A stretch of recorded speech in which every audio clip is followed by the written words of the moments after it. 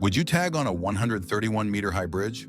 Graffiti is about risk, creativity, and finding new spots that are still untouched to put up your piece. Exactly this thought crossed the minds of taggers in Mexico. But what if there are no new spots? Welcome to the Metlac Bridge in Mexico, one of the most daring and iconic graffiti locations in the world. You've probably seen the photos, and maybe you're wondering where this is and if it's real. The Metlac Bridge is not just any railroad bridge. It's the highest railroad bridge in North America and was built in the early 20th century. But in 2012, the bridge went from being a transport icon to a global conversation piece when graffiti artists left their signature on this structure. Imagine this.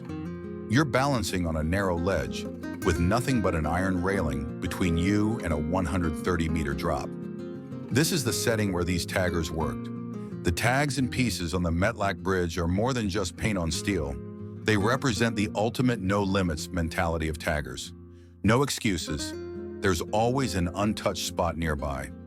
In the graffiti world, this act is still praised, not just for the technical skills, but also for the sheer risk. It's a risky place, but if you're standing there, you'd think not many people will cross over you. Yet, looking at the photos, you can see that it's actually a fairly popular spot. And even on this heaven spot, you'll get crossed. A heaven spot is a term in graffiti culture referring to a location that is extremely difficult and dangerous to reach. These places are often at great heights or on hard-to-access structures like tall walls, bridges, viaducts, towers, or buildings.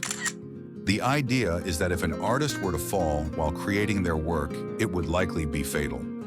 You go to heaven, hence the name. It's unclear if anyone has fallen from the Metlac Bridge. Unfortunately, a heaven spot can also go wrong, as seen in December 2024. High risk, high reward in graffiti culture, reaching rooftops, bridges, and overpasses. When you see stuff like this, do you feel like graffiti is becoming like an extreme sport? I definitely think there's an adrenaline component to it. In the name of gaining street cred, graffiti writers take on the risk. That's a dangerous activity that could result in somebody dying. You've probably seen graffiti in seemingly unreachable places in Portland and wondered, how did they do that? These so-called heaven spots require people scaling buildings and structures, but they also reflect the danger that the tagger might not survive the attempt. And so as this trend gains popularity throughout the Pacific Northwest, we traveled to Seattle to meet with a father who has suffered the consequences of these daring heights. Alejandro takes us back to the last place his son did graffiti in downtown Seattle. There's a skate park right a couple blocks away, and they said that they were walking back to catch the bus home, and he said, "Oh, hold on real quick," and somehow climbed up. Last summer, his son Xavier scaled this building to spray paint when the monorail struck him. It hit him and he fell right down to here.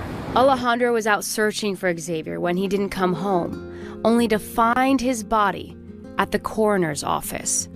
Xavier was 14 years old. Although heaven spots earn you respect within the graffiti community, they can lead to serious injuries or even death. Please be careful.